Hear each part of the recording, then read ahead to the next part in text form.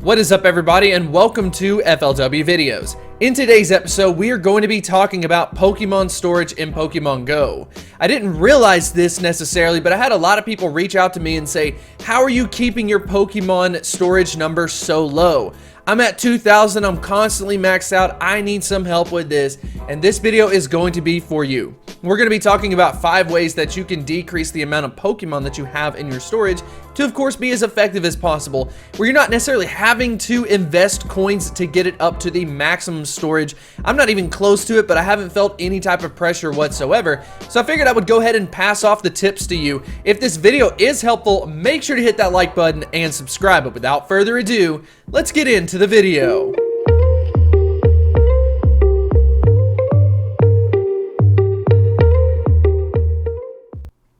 I know that this video is going to be hard for a lot of people, so what we're going to do is focus on some easier steps to go ahead and do, get used to the motion of it, and then we will progressively get harder, where we're talking about like shiny Pokemon, for example. But I think one of the easier ones to go ahead and clear out, at least from like an emotional, sentimental perspective, is related to event-specific Pokemon.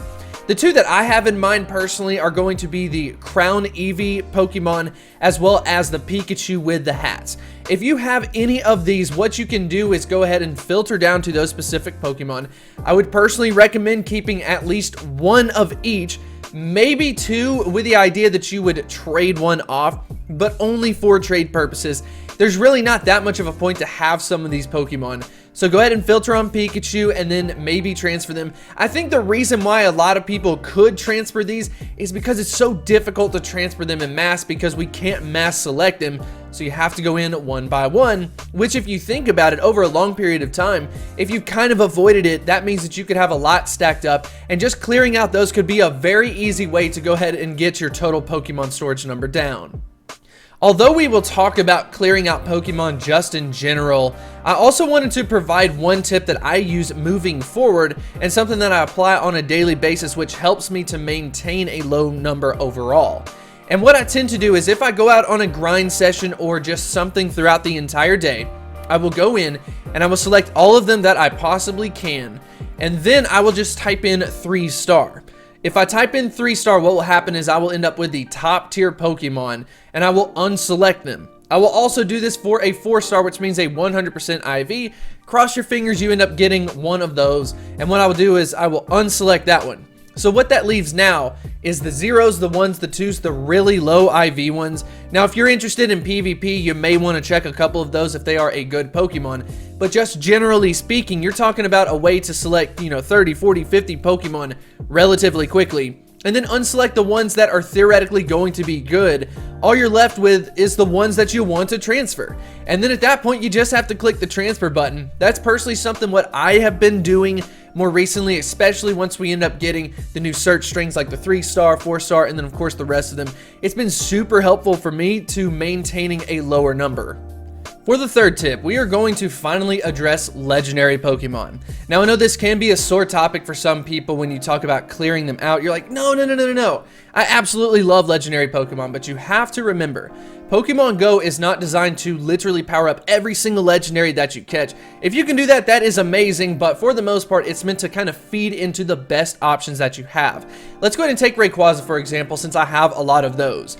For Rayquaza, what I personally try to do is hold off maybe the top 2 of the best IVs and then hold on to 1 or 2 that I plan to trade to try to get myself a lucky. But now that we can get a guaranteed lucky trade if you end up rolling it over with your best friend, I hold off a couple of these just in case people want them.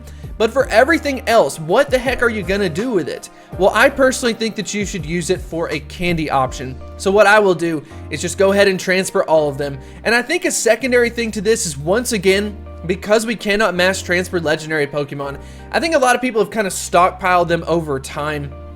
And the more legendary Pokemon come out, the more you're going to have into your pile. But if you look at it from an opportunity perspective, that just means that you have that many slots that you can get rid of that you realistically will not do anything with. I want to provide a little bit of a disclaimer to it.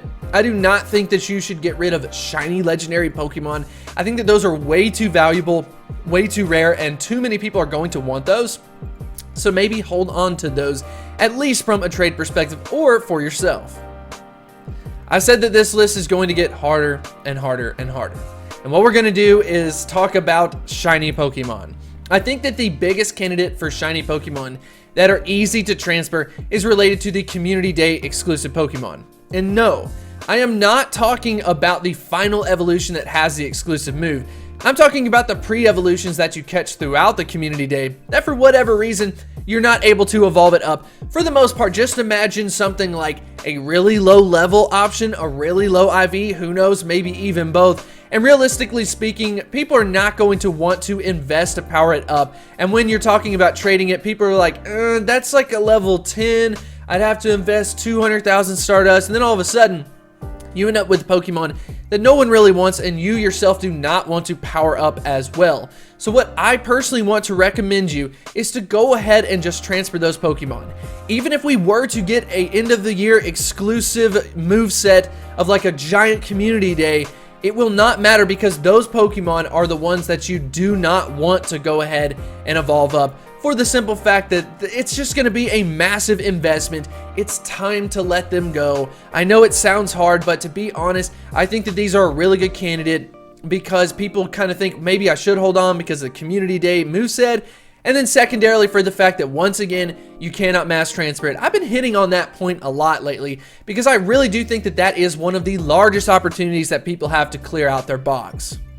For the fifth and final tip, we've already gone through the legendary Pokemon, the shiny Pokemon, the event Pokemon. Now, that one wasn't too hard to do. Now for this last tip, I wanted to give something that is a little bit more of a wider net that will just help you out in general. Most people ask me the question, well, how do you know how many Pokemon to have of a specific type of Pokemon?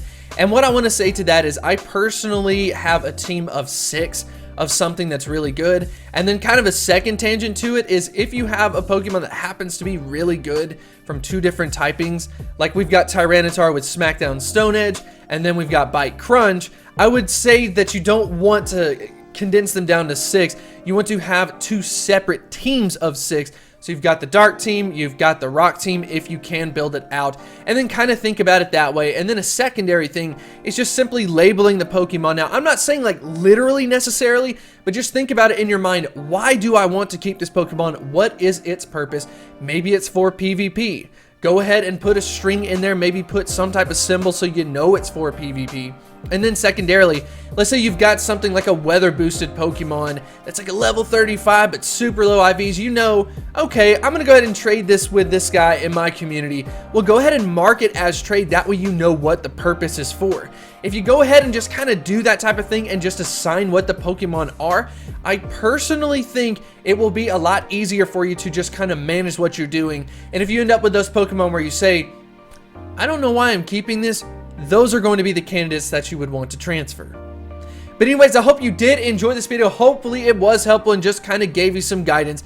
I myself don't even have a maxed out storage yet. I'm still able to employ all of these different techniques, and hopefully you can take some of them to yourself, and then of course knock down that number, get rid of some of those Pokemon. If you have any questions or any suggestions, let me know in the comments section below, and I will see you next time. Since we are talking about cleaning up Pokemon, cleaning out your storage, I saw this tweet from Reversal and thought it was the funniest thing ever. He said, I did a light cleanup in Pokemon Go and transferred 1,300. Oh my gosh. That is literally the size of my Pokemon storage. And he just straight up transferred it. I thought that was funny. So if you're looking for the confidence to get out there and transfer 100 Pokemon, maybe even like 50 Pokemon, look at this number. This is insane. If you want the confidence, here you go. Reversal's doing it, and I wanted to see if anyone had some funny replies to it. Definitely some funny memes out of this. I would say if you're transferring that many Pokemon, yeah, it's probably going to be a bag that is that big for sure. Anyways, I thought this was funny, and it just seemed too fitting to kind of run across this just in general. So don't take it too seriously. Transfer them out. It's not going to be that big of a deal. You can always get the Pokemon back. Unless it's Legacy.